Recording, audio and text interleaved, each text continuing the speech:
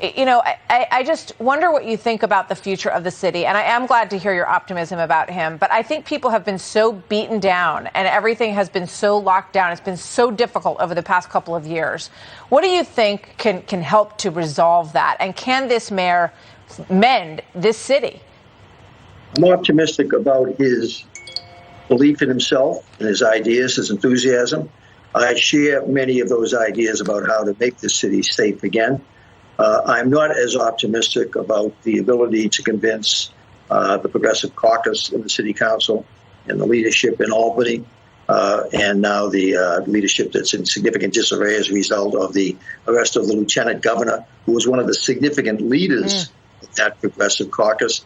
I still don't believe that they understand that you're going to have to start controlling the aberrant misbehavior that has been allowed to fester for the last several years in the city, in terms of the stuff that makes people fearful.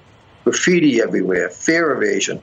MTA is in a budget crisis, and they're losing $70-80 million a year through fare evasion. Why? As district attorneys won't prosecute for fare evasion any longer.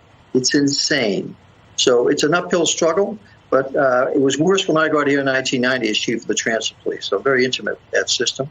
The actual turnaround in the transit system in 1990 was the beginning of the turnaround of crime by Mr. Giuliani in 94 when I was his commissioner.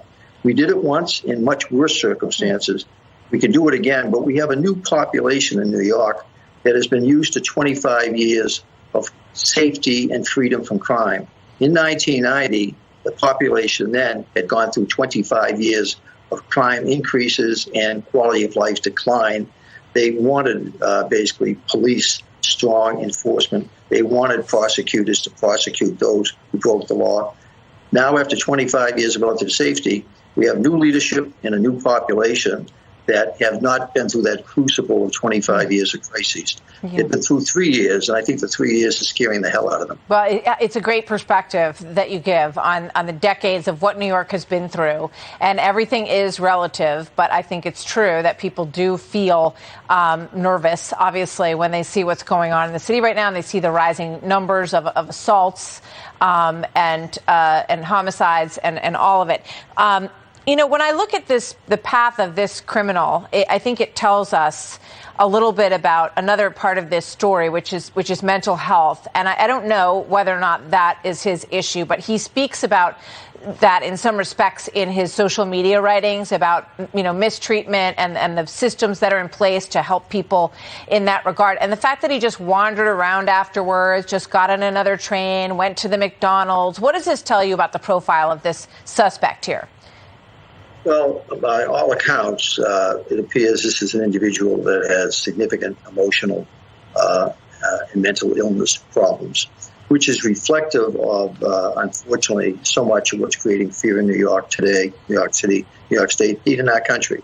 We have not only a crime crisis, but fueling that crime crisis is our 50-year failure to deal with the emotionally disturbed, to deal with the homeless issue, to deal with the narcotics addicted issue. Yeah. All of those are linked together, and we've been attempting to deal with them piecemeal. And if you take a look at the state budget that was just passed here, in the state of New York, there are only about 1,000 to 1,200 beds for seriously mentally ill people who should not be out on the streets trying to fend for themselves. There are at least 3,000 people wandering the streets of New York City alone who should be in that type of institutional facility. But over the years, we have basically chosen to put them in prison. 40% of the prison population at Rikers, the jail population, has significant emotional, mental disturbance issues. So we need to basically go after this in a collaborative way.